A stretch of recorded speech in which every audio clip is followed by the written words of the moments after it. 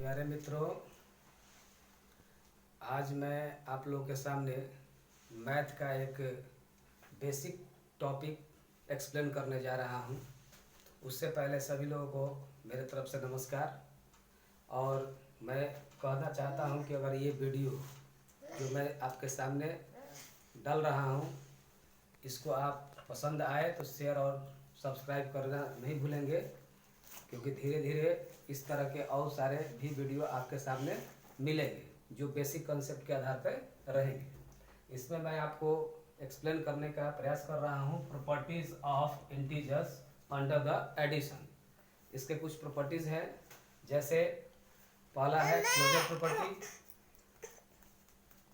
दूसरा है आपका कम्यूटेटिव प्रॉपर्टीज, तीसरा है एसोसिएटिव प्रॉपर्टीज। इस तरीके से जो प्रॉपर्टीज हैं under the addition of integers के लिए, उसको मैं वन बाय वन आपके सामने एक्सप्लेन करने का प्रयास कर रहा हूँ। पहला आपको है क्लोजर प्रॉपर्टी। तो क्लोजर प्रॉपर्टी को किसी किसी जगह पे लोग इसको क्लोजर लॉ भी बोलते हैं। तो मैं क्लोजर प्रॉपर्टी या क्लोजर लॉ, कुछ भी आप दोनों में से पढ़ सकते हैं। इसमें जैसे है कि दो क्वांटिटी होगा, दो क्वांटिटी को आपस में मिलाने की पद्धति को हम लोग क्लोजर प्रॉपर्टी बोलते हैं। जैसे यहाँ पर मैंने टॉपिक लिखा है इंटीजर्स।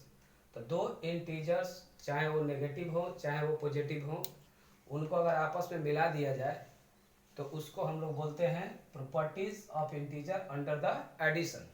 जैसे यहाँ पे हम मान लेते हैं कि here A and B are two integers. ये दो इंटीजर्स हमारे सामने गिवन है। अब दो इंटीजर्स को हम आपस में अगर हम इस तरीके से a प्लस बी अगर हम मिला देते हैं तो ये भी हमको क्या मिलता है, इंटीजर्स ही मिलेगा। तो ये भी हमको एक इंटीजर मिला। इसका कहने का मतलब है कि क्लोजर प्रॉपर्टी ऑफ इंटीजर्स के अंतर्गत एडिशन हम कर रहे हैं, तो जो एडिशन मिलेगा रिजल्ट में वो भी हमारा क्या आएगा, एक इंटीजर आएगा। दूसरा है, इसके एग्जाम्पल के तौर पे हम समझ सकते हैं कोई डिजिट ले करके, कि जैसे इंटीजर्स में मान लीजिए कि हम लेते हैं -2 और फिर एक लेते हैं +3। अगर इसको आपस में मिलाएंगे तो इसका जो रिजल्ट आएगा ये हो गया -2 + 3 मिल करके हो गया 1। मतलब इसका रिजल्ट आएगा प्लस, क्योंकि यहाँ पर एक माइनस है और एक प्लस है। तो जो दोनों में जो बड़ा डिजिट होता है उसी का हम साइन आंसर के रूप में इंडिकेट करते हैं। तो इसलिए इसमें 3 बड़ा है और 2 छोटा है, तो इसका रिजल्ट आया +1। दूसरी प्रॉपर्टीज हम लोग के सामने है कम्यूटेटिव प्रॉपर्टीज। कम्यूटेटिव प्रॉपर्टीज को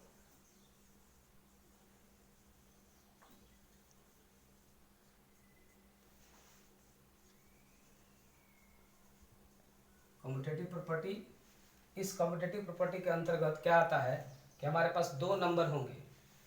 जैसे किसी भी तरह के नंबर्स को हम इंडिकेट कर सकते हैं, लेकिन यहाँ पर हमको टॉपिक है इंटीजर्स। इंटीजर्स के अकॉर्डिंग हम लोग सीख रहे हैं अंडर द एडिशन में।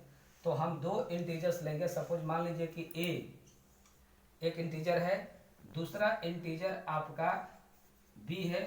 अगर इस ए और बी को अगर आपस में ऐड करते हैं और फिर इसको उल्टा क्रम में करके अगर हम ऐड करें तो दोनों स्थिति में इसका रिजल्ट जो आएगा सेम आएगा।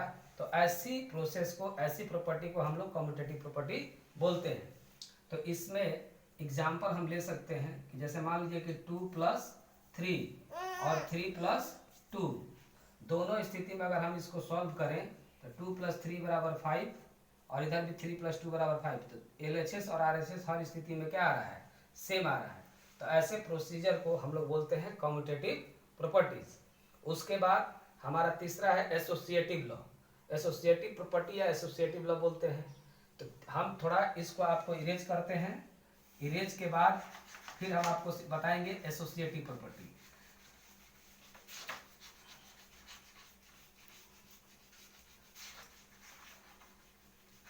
एसोसिएटिव प्रॉपर्टी को तीसरा प्रोसीजर हमारे पास है आपका एसोसिएटिव प्रॉपर्टी। एसोसिएटिव प्रॉपर्टी को हम लोग 3 डिजिट पर या 3 इंटीजर्स लेंगे, उस 3 इंटीजर्स को हमको अरेंज करना है। इसको कैसे अरेंज करेंगे? तो सबसे पहले हम 3 इंटीजर्स ए बी सी ले लेते हैं। तो यहाँ पर ए बी एंड सी जो है आर 3 इंटीजर्स। अब इस चीज को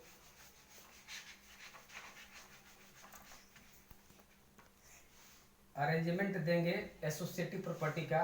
इसको हम क्या करेंगे, अंडर द एडिशन हम कर रहे हैं। तो अंडर द एडिशन में हम क्या करेंगे कि ए प्लस बी और ब्रैकेट में रखेंगे बी और सी को, फिर इज इक्वल टू जाएगा ए और बी को ब्रैकेट में लेंगे और प्लस सी को बाहर करेंगे। फिर अपने एग्जाम्पल के तौर पे अगर हम समझना चाहेंगे इसको, तो हम ले लेते हैं कि ए के जगह पे 2 है और बी की जगह पे 3 और सी के जगह पे 4 ले लिया। उसी तरीके से इधर हम अरेंजमेंट देंगे। तो ए का वैल्यू इधर हमारा 2 था, बी का वैल्यू 3 था, इसको ब्रैकेट में रखा और सी का वैल्यू इधर 4 इधर आ गया। अब अगर हम दोनों पक्षों को तो LHS और RHS की तरफ सॉल्व करेंगे तो हमारा रिजल्ट जो आएगा सेम आएगा। तो इसलिए 2 प्लस, पहले इसमें हम करेंगे ब्रैकेट का काम। तो 3 + 4 हो गया 7। अब इधर भी जाएंगे, इसको भी सॉल्व करेंगे तो ये 5 हो गया, इधर +4 हो गया। अब 7 और 2 को ऐड करेंगे तो हम लोग को मिलेगा यहाँ 9, इस साइड में भी मिलेगा हमारा 9। इस तरीके से इधर LHS और RHS हमारा क्या है, इक्वल आ रहा है। तो ये हमारे लॉ को फॉलो कर रहा है। अतः इस कंडीशंस को, इस प्रोसीजर को हम लोग एसोसिएटिव प्रॉपर्टी के नाम से जानते हैं। अब अभी आज इतना ही मैं आप लोग के सामने रख रहा हूँ। फिर नेक्स्ट वीडियो में आपको इसके आगे की प्रोसीजर को समझाने का प्रयास करूंगा। तब तक के लिए धन्यवाद।